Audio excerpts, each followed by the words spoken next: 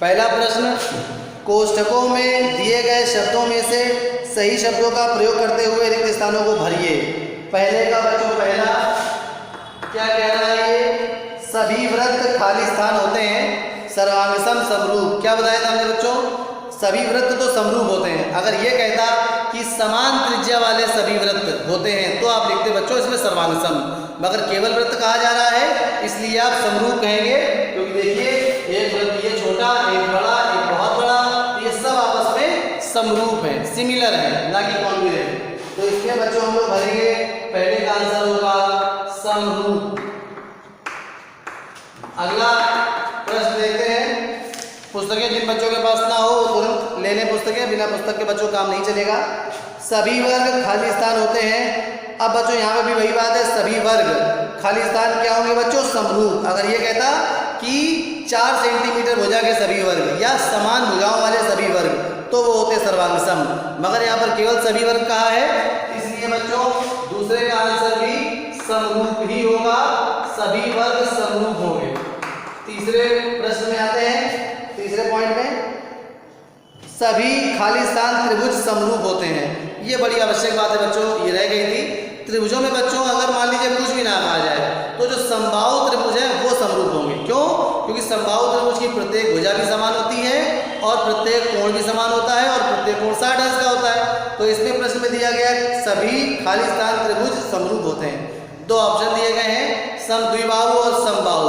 तो समद्विबाहु तो संभव नहीं है, समबाहु संभव है, क्योंकि समबाहु त्रिभुज कोई भी समबाहु त्रिभुज बनाएंगे आप, उसका हर एक कोण 60 अंश ही निकलेगा। तो अगर दो त्रिभुजों के में कोण आपस में क्रमशः सभी कोण बराबर है तो वो दोनों त्रिभुज बच्चों समरूप होंगे। तो यहाँ पर तीसरे वाले रिक्त स्थान का आंसर होगा बच्चों समबाहु।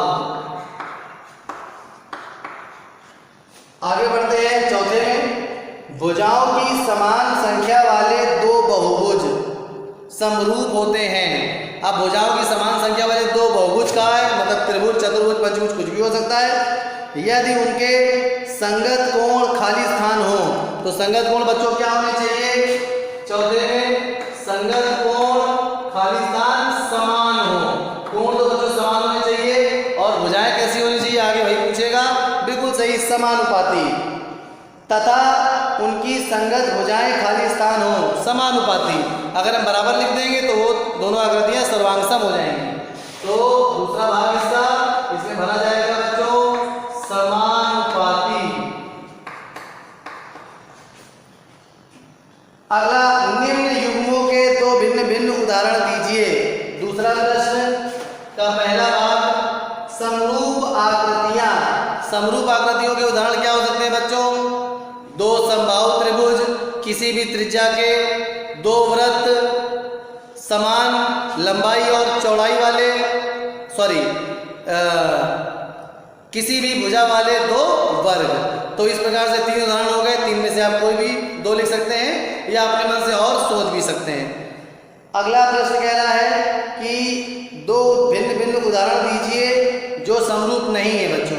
तो जो समरूप नहीं है, विषमबाहु त्रिभुज लिख देंगे, समरूप नहीं होंगे।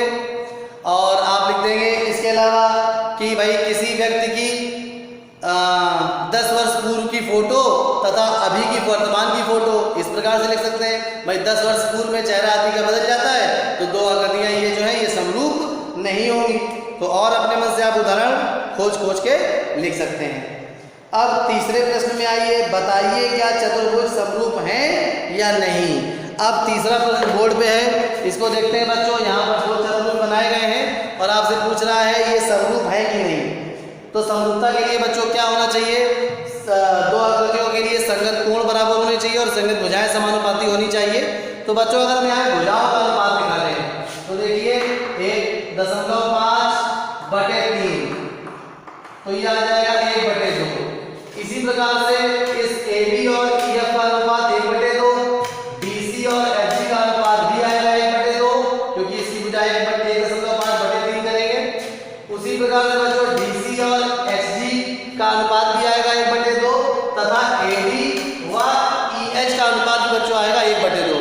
इनकी संगत भुजाएं तो समानुपाती है बच्चों, परंतु यहाँ पर कोणों के बारे में कुछ नहीं कहा गया। दूसरी आकृति में प्रत्येक कोण 90 अंश का बता दिया गया, अर्थात ये वर्ग है।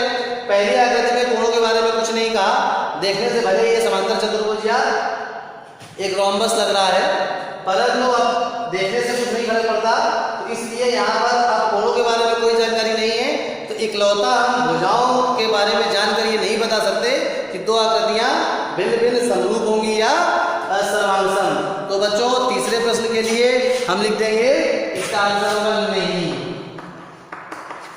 चलिए बच्चों, आगे की चर्चा अगले वीडियो में। धन्यवाद।